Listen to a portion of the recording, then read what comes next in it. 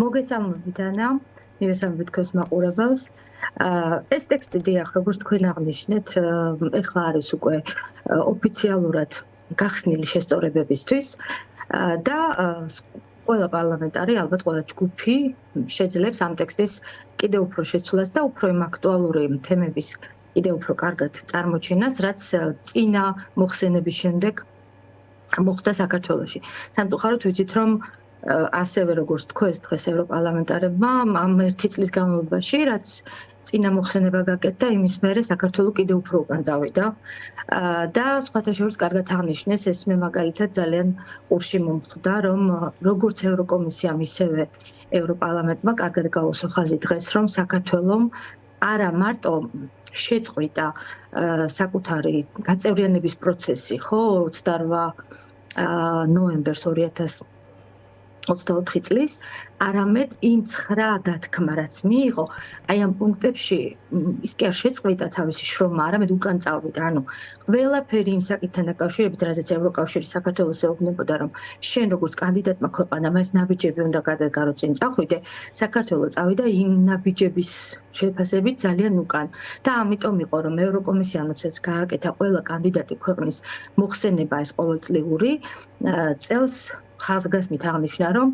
ევროკავშირის ისტორიაში გაწევრიანების მსურველი ქვეყნის კანდიდატი ქვეყნის შესახებ ასეთი ცუდი მოხსენება არასოდეს ევროკავშირს არ გაუკეთებია. ანუ დავამყარეთ რეკორდი ქართველებმა,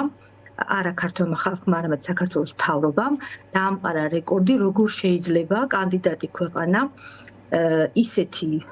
პროცესები წარმართოს საკუთარ ქვეყანაში, რომ ქვეყანა არა დაახლოვოს იმ ბლოკს, რომელშიც გაწევრიანებაც იყო ამ ქვეყნის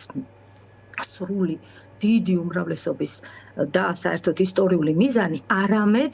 უკან ისე წავიდეს, ანუ ამ საწინააღმდეგო მხრივ ისე წავიდეს, რომ ამ შემთხვევაში ევროკავშირმა აღნიშნოს, რომ ისტორიაში ევროკავშირის ასეთი რამე არ მომხდარა. ნუ ძალიან სამწუხაროა და ეხლა რასაც ველოდებით, თქვენ გითხრას რომ დავუბრუნდეთ ამ ყველაფერის გავრცობის შემდეგ, დაველოდებით იმას, რომ სანქცირებასთან დაკავშირებით იქნება ეს დეზინფორმაციის გამავრცელებელი ტელევიზიების, მედიების თუ თავად სახელმწიფო ვისაც ხელში აქვს ჩაგდებული იმ პოლიტიკური ძალის წარმომადგენლების სანქცირებასთან დაკავშირებით იყოს კონკრეტული ნაბიჯები. ეხლა რატო არის ეს შესაძლებელი, ასე შეგვიძლია ვთქვათ, იმიტომ რომ აი ამ მოხსენება სანამ დაიწერება, სანამ მისი ასე ვთქვათ ცვლილებების შესწორება შევა, შემდეგ ამას საგარეო საქმეთა კომიტეტში ევროპარლამენტში კენჭი ეყრება, ეს მაისში მოხდება და შემდეგ უკვე ივნისში უნდა მოხდეს პარლამენტის მთლიანად მთელი ევროპარლამენტის პლენარულ სხდომაზე ამ საკითხთან დაკავშირებით დებატები და კენჭისყრა საბოლოო რომ ევროპარლამენტის საბოლოო დოკუმენტი ჩამოყალიბდეს, რომელთაც იგი რეკომენდაციას გაუწევს ევროკომისიას და ლიდერებს, ანუ ქვეყნებს ევროკავშირის, რომ მოხდეს გარკვეული ნაბიჯების, კონკრეტული ნაბიჯების გადადგმა და აქვე გულისხმობ სანქციებს. აი ამასთან დაკავშირებით ველოდებით კონკრეტულ ნაბიჯებს, იმიტომ რომ ვიცით, რომ მალე უნგრეთში არჩევნები უნდა ჩატარდეს, ეს მალე მოხდება აპრილის დასაწყისში. დაველოდოთ მოკლედ რა მოხდება, იმიტომ რომ თუ უნგრეთის ვეტო ამ საკითხთან დაკავშირებით ჩავარდა, იქ რო სლოვაკეთის ვეტოს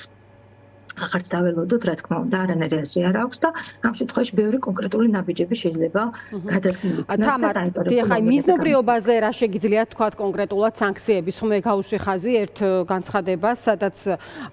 სხვა შორის გეოპოლიტიკის რეგიონული ვითარების თვალსაზრისითაც საინტერესო იყო ფრანგი დეპუტატის გეტას განმარტება, ხო, რომელმაც თქვა, რომ რატომ უნდა დავეხმაროთ უკრაინას, ეს გასაგებია, საქართველოს კონტექსტი იყო აქ იმის, რომ საქართველოს დავეხმაროთ, უნდა დავეხმაროთ უკრაინასაც და ის ამბობდა, რომ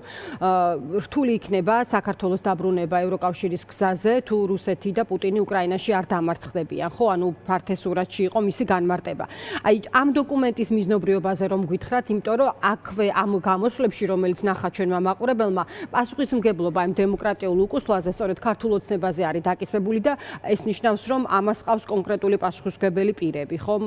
არც ერთი ეს დემოკრატიული უკუსლის მანიშნებელი გადაწყვეტილება ვთქვათ, არ არსებობს კონკრეტული სახელგვარების გარეშე მიღებული. რა სიტყვით ამაზე? დიახ, ანუ მიზნობრიობა არის იმასთან დაკავშირებული. ძალიან კარგად აღნიშნეთ, რომ ბერნაბკეტას ფრაზაც იყო ძალიან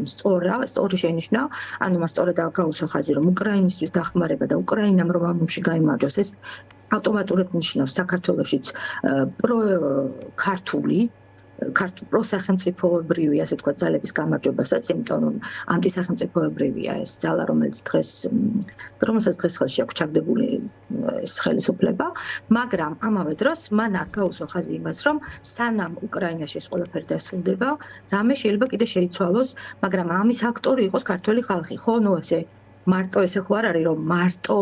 უკრაინაზე ვარ დამოკიდებული, დიდწილად დამოკიდებულები ვარ თუ ქართველმა ხალხმა თვითონ ვერ მოახერხა ვერაფერი. რა თქმა უნდა, იმიტომ რომ როდის ჩამოვარდება ეს მთავრობა არავინ არ იცის, ესე ხა არანაირი ომთან დამოკიდებული არც სირია არ იყო არასოდეს, მაგრამ ერთხელაც იყო და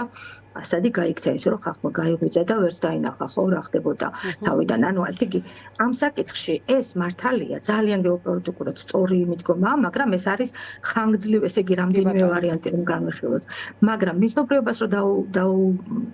ბრუნდეთ აი ამ ყველა ტექსტების, რა თქმა უნდა, ახლა ის ფრაზა, რომ ცნობილი ფრაზა, რომ ჩალის ფასი აქვს ევროპარლამენტის რეზოლუციებს, ეს თავად ძალიან კარგად იციან ამ ფრაზას ავტორებმა და მაგ პოლიტიკურმა ძალამ, იმიტომ რომ ძალიან კარგად იციან კონკრეტულად სანქციები რას ნიშნავს მათი საკუთარი ჯიბისთვის, მათი საკუთარი ოჯახის წევრებისთვის, მათი, ასე ვთქვათ, ცხოვრების სტილისთვის ეს რას ნიშნავს და რა თქმა უნდა, არ აინტერესებთ ქართველი ხალხი, მაგრამ საკუთარ თავზე ძალიან კარგად იციან. ამიტომ ეს ჩალის ფასი ეს არის, რა თქმა უნდა, დიდი ტყუილი, დეზინფორმაციის ერთ-ერთი მთავარი ფრაზა და ხაზი. სინამდვილეში ამ რეზოლუციებს აქვს ძალიან დიდი მნიშვნელობა. ეს რეზოლუციები არის პირდაპირად გადათარგმნილი შემდეგ კონკრეტულ ნაბიჯებში და მიდგომებში, რასაც ევროკომისია აკეთებს და ლიდერთა საბჭოც, რა თქმა უნდა.